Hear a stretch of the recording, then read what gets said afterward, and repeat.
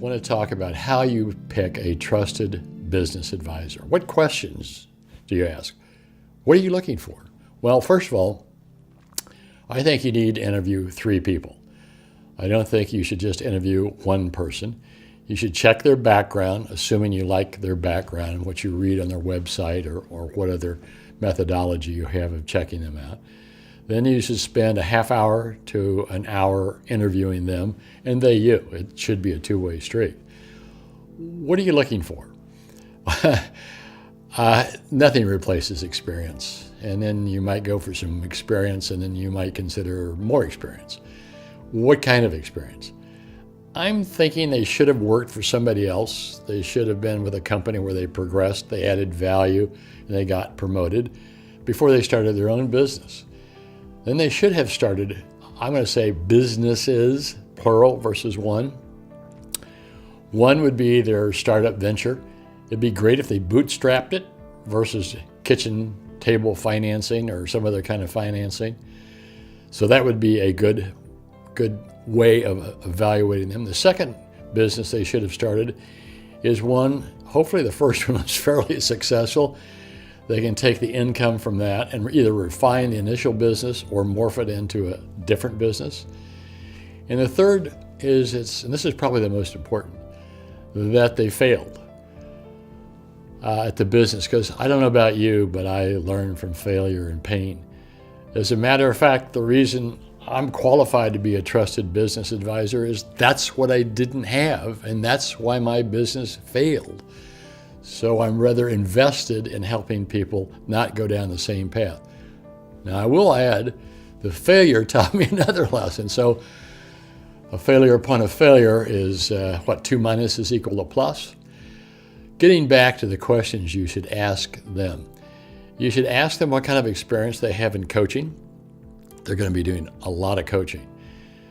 There are a vast number of people who are in coaching who are well-intentioned, but they have not had rigorous training. So you want to make sure they have rigorous training where they've been evaluated and reevaluated and evaluated, and they've grown in the process, because you're looking for somebody that's a step or two ahead of you. So they should be very professional coaches. You're looking for connectedness. Do you connect with them? You're going to be spending a lot of time with them. You're going to be having significant conversations with them, which is one of the reasons I really enjoy what I'm doing. Because it's not just those superficial, vapid conversations. They're deeper conversations. So that's a piece of it. Then you're going to want a proposal from them. What does their coaching look like? What's their model? For example, the model I use is assessment, challenge, support. So the assessment process comes from maybe a 360. Sometimes that's overkill. Certainly some interviews of people around you, that's very important. Then maybe some self-assessments. You can do those online. I use a biography that's about 6 pages. You'll get reacquainted with yourself. There'll be some really tough questions in there.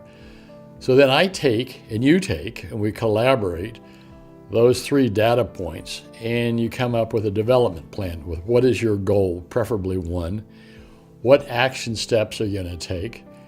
What is your old behavior? What is your new behavior? Is that behavior observable? Because what you want is outsiders to observe you as you're trying to reach your goal. Because if you don't get feedback, you're going to be evaluating yourself. And I hate to tell you this, but it's probably not going to be an unbiased evaluation of you. So you have the development plan. You're marching forward. Now in this whole process, you should be connecting with whoever is your trusted business advisor. Connecting on the level of the coaching, connecting on the level of their business acumen. Do they understand finance, marketing, sales, all aspects of business? They may not be professionally trained in any of those, but they should have had enough experience that they're discerning. So they know what works and what does not work, and they can help guide you, because that's part of the value add. So they've really got to understand all aspects of business. So it's the business piece as well as the interpersonal piece And it's been framed this way. The business part is a half of it. The interpersonal or emotional intelligence is the other half. And that's critical. Then it should be an ongoing process. Don't read any book and think you've got it, including my book. That's the start, but you will not have it. It's a process that evolves by being connected with somebody over a period of time. So in my mind, your engagement with a trusted business advisor should be 3 to 6 months. Then it can be extended, and maybe it's a trial period, and that's fine. And you build that in up front, that it is going to be a trial period. Then you'll begin to achieve what it is you want. So I talked about the assessment. I talked now about the challenge, which is your development plan. I talked about the support, which is the ongoing process of coaching. That's going to get you from where you are to where you want to go. You got to enjoy the journey because it's amazing. You'll be challenged. People ask me, well, how do I know this is working? How do I know I'm changing? Other than the feedback I talked about earlier, and that is, are you uncomfortable? Because if you tell me, I'm very comfortable, this is fun, I'm troubled by that. Because if you're out of your comfort zone, you're not going to be having fun a lot of the time. And you're going to be getting tough feedback, hopefully from the people that I've interviewed and coached them to give you the tough feedback, and I can guarantee you're going to get tough feedback from me, because that's one of the things I didn't get from the people I worked with. It was my problem. I didn't know how to ask for it. And that's another aspect of this process. You should learn how to ask for feedback. There's a right way and a wrong way. You should learn how to incorporate it, because if you ask for feedback and you don't do anything with it, guess what? I'm not going to give you feedback again. And if I give you tough feedback and you really get upset, then you can guarantee I'm not going to give you feedback. So those are just a few pointers to start with.